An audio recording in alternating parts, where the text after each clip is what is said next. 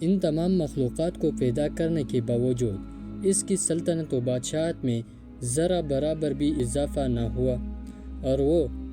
ان سب کو نیست و نابود کر دے، تب بھی اس کی سلطنت اور بادشاہی میں بال برابر بھی کمی نہ آئی ہے، اس لیے کہ تغیرات احوال اس پر اثر انداز نہیں، خوشی و غمی کی کیفیت اس پر اثر انداز نہیں ہوتے، گردش ایام اس کے زمانہ حکومت میں کمی نہیں کر سکتی، کیونکہ وہ خود ہی زمانہ ہے اور ہر طرح کی گردشی فلک کا مالک و خالق ہے۔ اس کے فضل و احسان اور نوازشات و سخاوت سے سب ہی مفید ہوتے ہیں۔ اللہ تعالیٰ نے لوگوں کو سننے کے لیے کان، دیکھنے کو آنکھیں اور سوجھ بوجھ کے لیے قلوب سے نوازا اور انہیں عقل سلیم کے قیمتی سرمایہ سے نوازا، جس کے ذریعے وہ حق و باطل کے درمیان تمیز کرتے اور اپنے نفع نقصان کو پہچانتے ہیں۔ اللہ نے انسانوں کے لیے زمین کو بچھایا تاکہ وہ اس کے صاف اور واضح راستوں پر چلے،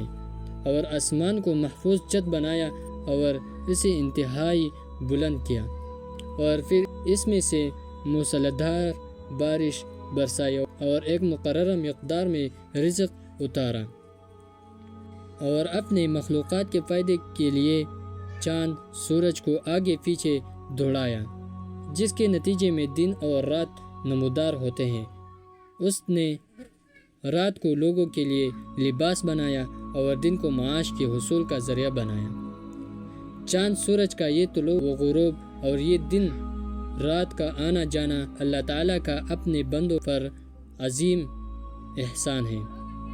اللہ تعالیٰ کلام مجید میں فرماتے ہیں، دیکھو ہم نے رات اور دن کو دو نشانیاں بنایا ہے، رات کی نشانی کو ہم نے بے نور بنایا اور دن کی نشانی کو روشن کر دیا، تاکہ تم اپنے رب کا فضل تلاش کر سکو اور ماہ و سال کا حساب معلوم کر سکو۔ اسی طرح ہم نے ہر چیز کو الگ الگ ممیز کر کے رکھا ہے۔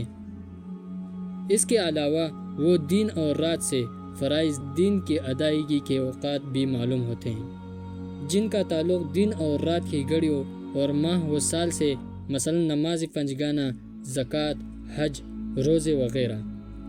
اسی طرح لین دین کے معاملات، قرض یا دیگر حقوق کی ادائیگی کا وقت، جیسا کہ قرآن مجید میں ارشاد باری تعالیٰ ہے، اے نبی صلی اللہ علیہ وسلم، لوگ تم سے چاند کی گھٹتے بڑھتے صورتوں کے متعلق پوچھتے ہیں،